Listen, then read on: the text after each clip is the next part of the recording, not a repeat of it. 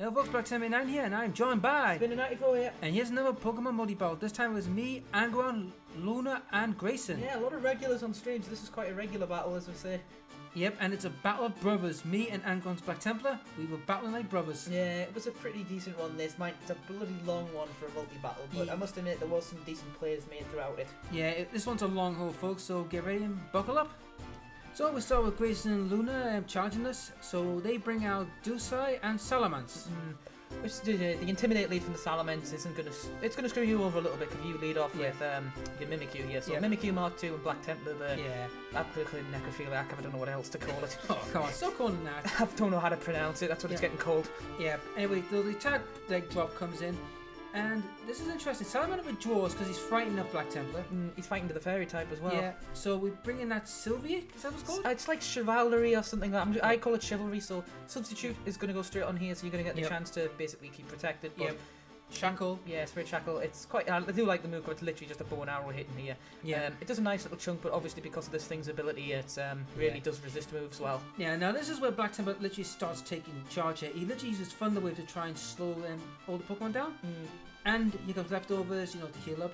And what I do behind the substitute is I'm going to do a lot of bulking up. Yeah, if it's behind that sub, you might as well just set up for days, because as long as they are targeting down the necrophiliac here, you can really start doing some damage. Oh, come on. Anyway, so my defense rises and I think Shadow Ball kicks in, hits Black Templar right in the mush, but he just goes, huh?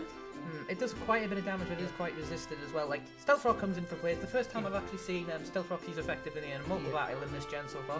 Yep, then multi-attack hits the substitute to fade, but substitute has done its job. You got that bulk up, that gets you back to neutral attack and +1 defense now because of Salamence. Yep, but then Rose's leftovers, and then we have Shadow Sneak for me to try and take out this Dusal.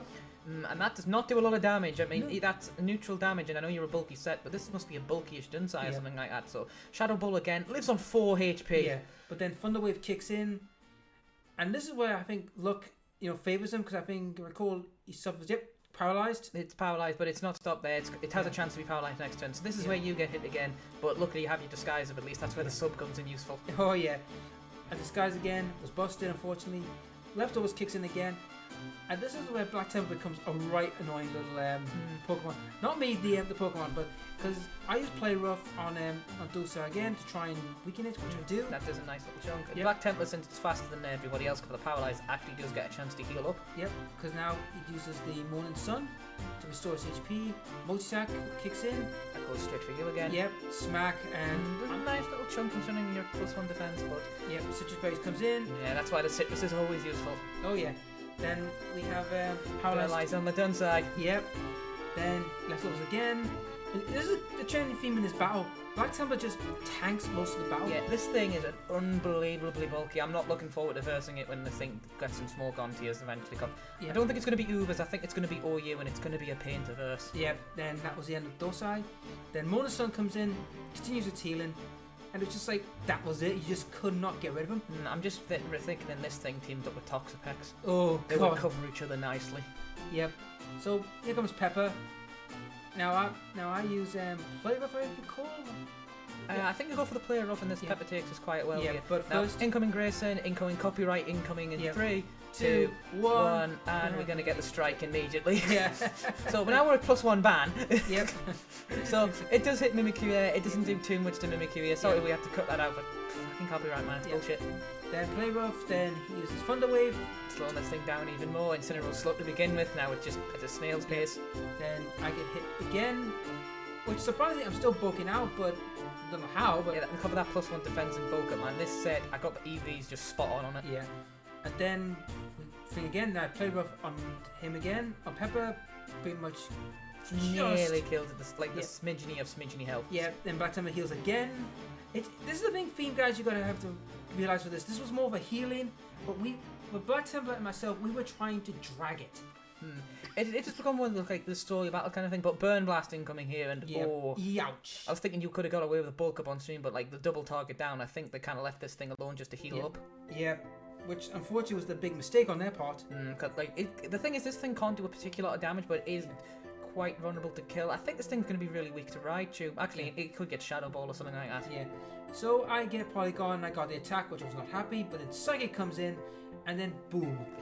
It does a nice little chunk to Sylvari considering this thing. It is quite bulky Cuff. All of its stats are 95. Yeah. So it's like a lesser Arceus kind of thing. Yep. I use Ice Beam, take out Incineroar. I know I should have took out the other guy, but I figured Incineroar was near death. Get him out of the way. You might as well just to make sure it can't keep doing it. Because Incineroar, if it like started Flare Blitzing, probably could have done a good chunk of Black Templar. Here comes Chimera. Which ironically give you just a load of shit right at the end of your game there. Yeah. Yeah, in the actual in-game match. But yeah, you've literally just beaten the Elite Four and like Tapu Koko is just giving you shit right now. Yeah. But now, so it hits with that water attack. Do some damage, not much. Then Thunder Wave again. This has been a common theme with this. It's just like Thunder Wave, then... Yeah, it's just a basic strategy. You Thunder Wave it so you're slower so you can get you recover before they have a chance to do anything. Yeah. And with those paralyzers, even though you can't hit, you can just keep psychicking for days. Yep. So heal again with leftovers. Then we have another quick stall out. We're thinking right what to do. Then Psychic comes in. Hits Pyro right in the chops. Doesn't kill her. Just a nice little chuck, one more. Then it's going Ice Beam straight on Sylvari here. Does that kill?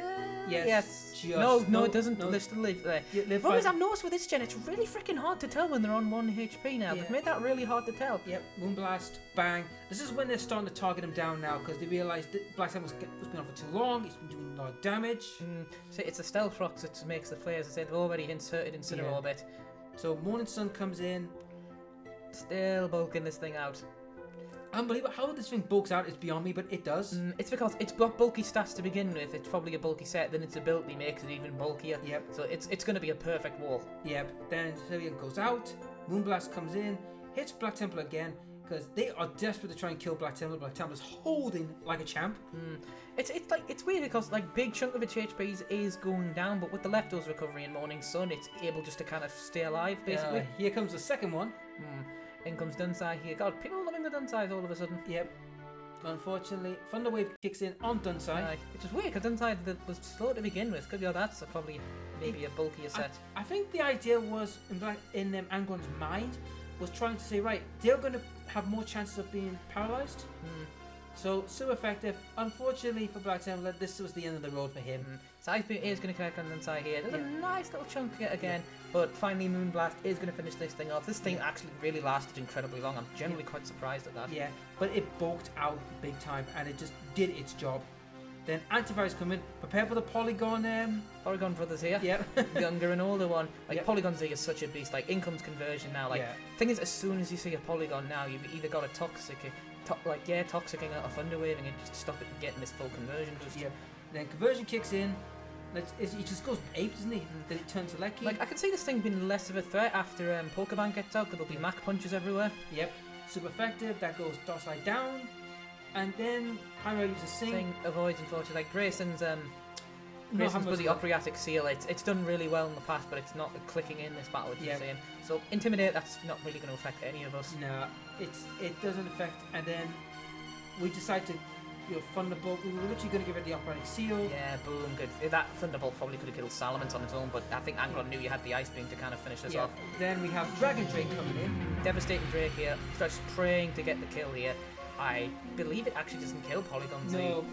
No, Polygon Z, doesn't go for Z, it goes for number 2. Oh, does it go for you, does it? Yeah, it goes for me, but I still tank it because I'm a little tougher.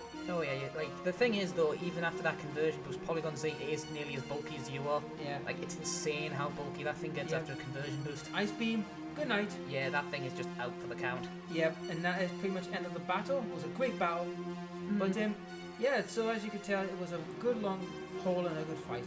It was just at the end, it's if like a few decent players got made at the end. I think if the opponents probably need to get some set of moves on your team, because as I say, Prism, the whole Necrotiniac thing is going to be a beast to deal with. Yeah. So see, that teamed up with Toxapex right there. Them two cover each other beautifully. Oh yeah. If folks, you like the videos, please like, share, and subscribe. And you see more Pokemon battles, please check out my buddy's channel. I will have the links in the description. Yeah, I'm streaming once every weekend now at least. Yep. So I'll see you in the next video. See you later, guys.